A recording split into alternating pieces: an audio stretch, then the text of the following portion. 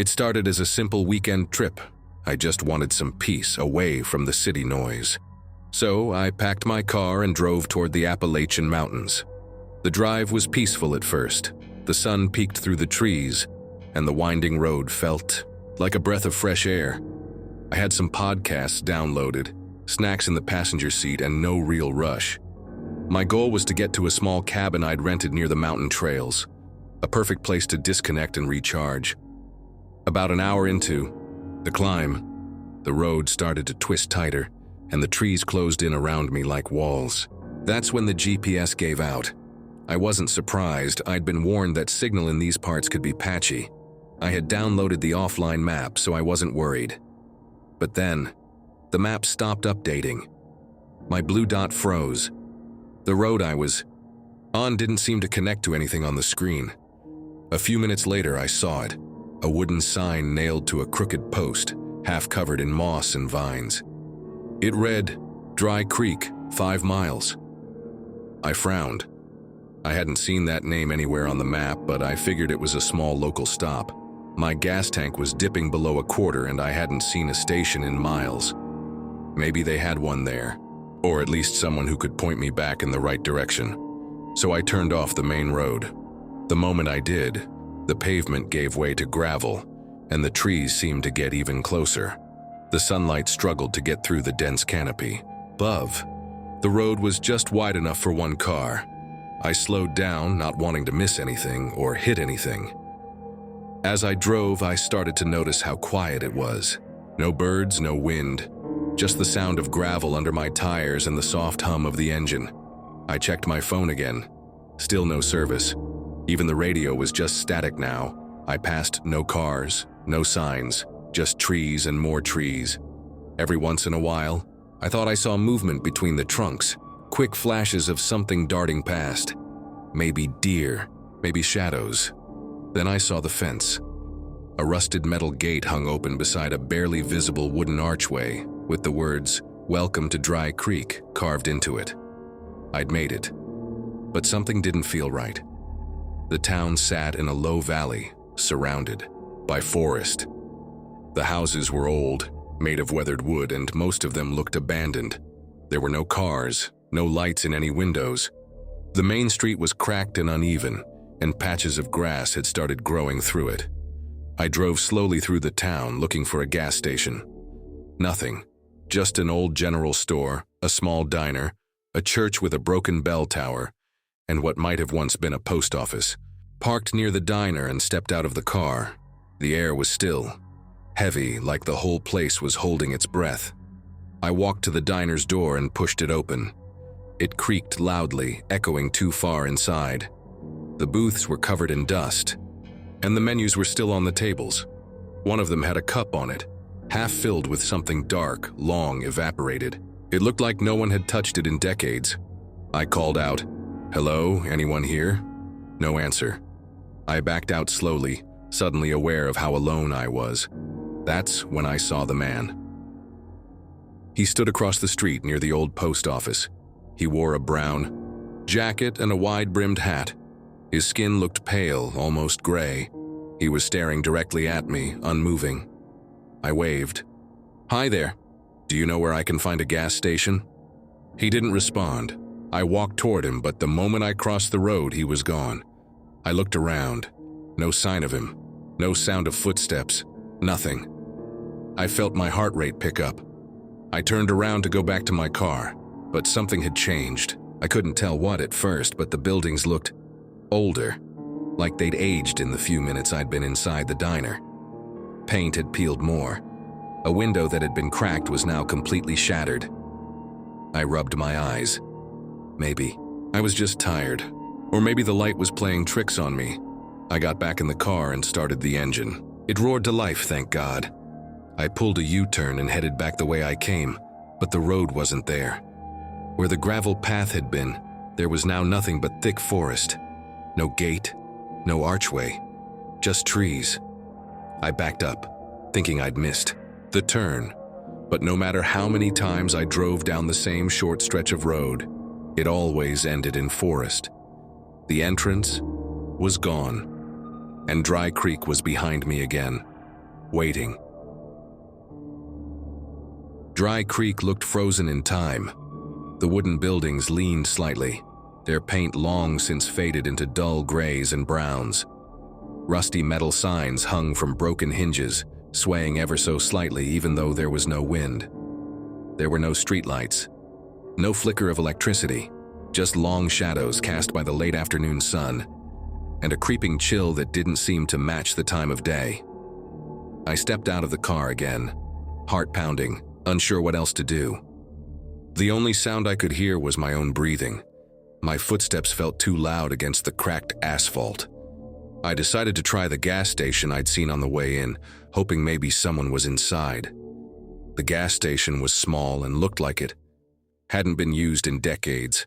The pumps were rusted, the glass of the display long gone, and the hoses cracked and brittle. I walked up to the door. The windows were fogged with dust and dirt. I cupped my hands against the glass and peered inside. Empty shelves, a counter covered in cobwebs, and in the corner, something that looked like an old radio. I knocked on the door. Nothing. I pushed. It didn't budge. That's when I saw him. Across the street, standing completely still, was the old man again, same brown hat, same blank stare. I waved again, more hesitant this time. "Hello?" No reaction. I called out louder. "Excuse me, can you help me?" Still nothing. I decided to walk toward him again, heart thudding in my chest. My footsteps, echoed unnaturally loud. The moment I crossed the street and reached the spot where he had stood, he was gone. Again. I spun in a full circle. Nothing. No alley he could have turned into. No building he could have ducked behind. Just emptiness. And that's when I realized something that chilled me to my core. There were no birds, no insects, no wind. The trees didn't sway, the leaves didn't rustle. It was as if the whole world had paused. Frozen. Except for me. I could hear the blood rushing in my ears. My breathing was loud and shaky. I suddenly felt very, very exposed. I turned back to the diner. Its windows looked darker now. The booth I'd seen earlier, was the cup still there? I couldn't remember, I didn't want to look. Instead, I walked quickly toward the general store. Its front door was slightly open, hanging crooked on its hinges. I pushed it gently and stepped inside. It smelled like mold and dust. Shelves were half-stocked with ancient-looking cans and boxes, their labels faded and unreadable. Behind the counter was a register, but it looked more like an antique than anything still in use. I was about to turn and leave when something moved. A shadow. Not mine. It passed between the aisles at the far end of the store. I froze, holding my breath. "Hello?" No answer. I stepped carefully toward the aisle, my footsteps creaking on the warped wooden floor. When I turned the corner, there was no one there, but the temperature had dropped. I could see my breath now. That's when I heard the whisper, faint, like it came from beneath the floorboards. A long, drawn-out sigh that almost sounded like it said my name. I turned and ran. Out of the store, back to my car. The driver's seat felt cold as I slammed the door shut. I locked all the doors. My hands were shaking as I grabbed the steering.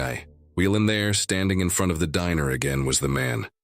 Only this time he was smiling, and I swear to God, his eyes were completely black. I tried to drive back, but the road was gone. I mean literally gone. Where there had once been a gravel path through the trees, now there was nothing but thick forest. Not a hint of the way I came in, like the earth itself had swallowed it. Hit the gas harder, hoping I'd missed something, that maybe it was just hidden. I drove for 15 minutes in a straight line, refusing to believe what I was seeing. Trees pressed closer to the road, their branches almost touching the car. I could barely see the sky. But when I looked in my rearview mirror, my heart stopped. Dry Creek, again, behind me, like I had never left. The buildings looked darker now, like someone had turned down the contrast of the world. The sky was dimmer, despite it only being late afternoon. The gas station's old sign was swinging back and forth, creaking slowly in the windless air. Only there was no wind. Then I heard it. A voice. Just a whisper. "You shouldn't have come." I slammed on the brakes and spun around, searching for the source. Nothing. No one in sight. Just the same decaying town and oppressive silence. I ran into the diner again, hoping, praying I'd find someone. Or something. A phone. A clue. An answer. The interior was the same. Dust-covered. Still. But this time, something was different. The plates on the tables weren't empty. They had food on them. Moldy. Decaying. But unmistakably, food. Mashed potatoes, meatloaf, green beans, like someone had just stepped out mid-meal and never returned. I moved cautiously toward the counter, drawn by something I couldn't explain. That's when I saw it.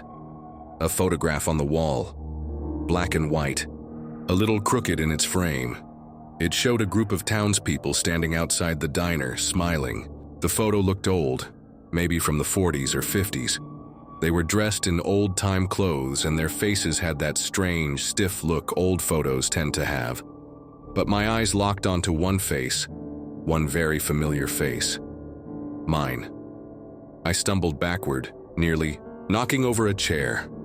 My chest felt tight, my breath shallow. I stared at the photo again, thinking I must be mistaken.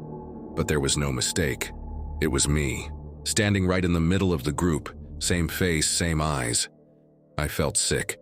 I reached for the photo, wanting to pull it down, tear it apart, make it make sense. But before my fingers touched the glass, the room grew cold. Colder than before.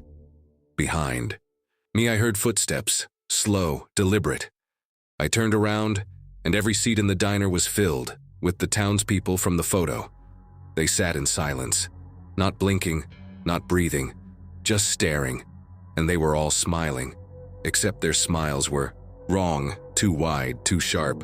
And then, in perfect unison, they all whispered, "Welcome home." I don't know how long I've been here now. My phone won't turn on.